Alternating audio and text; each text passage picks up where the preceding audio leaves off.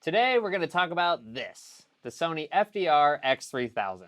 That's quite a mouthful, but trust me, this camera is a great addition to any live streaming setup. There are three main reasons that we love this camera. One, you can mount it just about anywhere. Two, the video quality is awesome for both live streaming and recording purposes. And three, it outputs a good clean signal to a video switcher or an encoder. Okay, let's break it down a little more.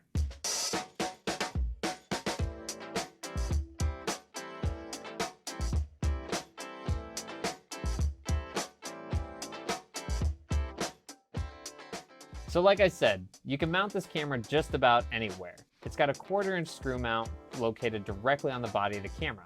This gives you the flexibility to mount the camera on a tripod, a light stand, a wall mount, or even an inexpensive clamp like this. I mean, look at that. All right, so more importantly, let's talk about the video quality. The FDR-X3000 can record 4K video at 30 frames per second, which looks great if you absolutely need to record in 4K. But if you're using this as an action camera, or for live streaming purposes, you'd probably be happier recording in 1080p and getting 60 frames per second. For live sports and action shots, 60 frames per second is going to look smoother, plus you can slow it down in post if you need to.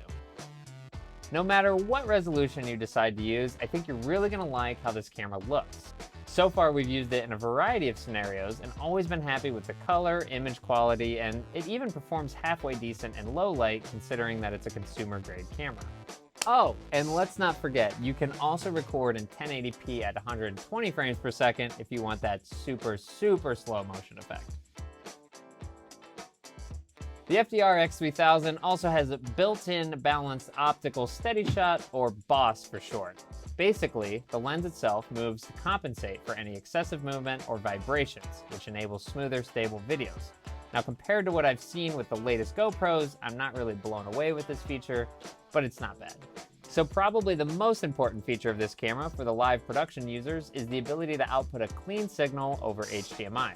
We've had mixed results when trying to output a signal from various GoPros, so we were actually pretty stoked to find an action camera that can output a clean signal. And it'll do it over 1080p, 1080i, or even 4K if you need it. Now, one thing to consider with this camera is the field of view is super wide, to the point where it makes everything in your frame seem really far away. So you'll want to put the camera really close to your subjects to get a decent view. That being said, you do have the option to select between two other settings that will zoom in and narrow the field of view. But you're going to lose a little bit of video quality as you get more narrow. To show you what I mean, here's a shot that's fully wide. This is on the medium setting, standing in the same spot. And here it is on the most narrow setting. And another very underrated feature, this camera can be powered over micro USB. So if you're using it for long form content, you can just attach a USB power pack and it'll run forever. And check this out, there's an 1/8-inch mic input here too, which can definitely come in handy for setups without a separate audio mixer. We primarily use this as a bonus shot when we record and live stream multicam events. Usually it makes for a good behind the scenes shot, or we'll show an entire room to set the stage for your viewers, or whatever else you can think of to immerse your viewers into the experience. We also actually use it as an overhead view for a cooking show that we produce, and we love how easy it is to hide it in the kitchen right in front of our hosts. A lot of times we'll mount it to a light stand like this with a battery pack, which is very professionally rigged, to the pole to keep it charged throughout the event. Then we'll either output the video to a wireless HDMI transmitter, which shoots a feed to a switcher on the receiving end. Or we'll just convert the HDMI output to SDI and run a really long cable. It really all just depends on the event we're streaming.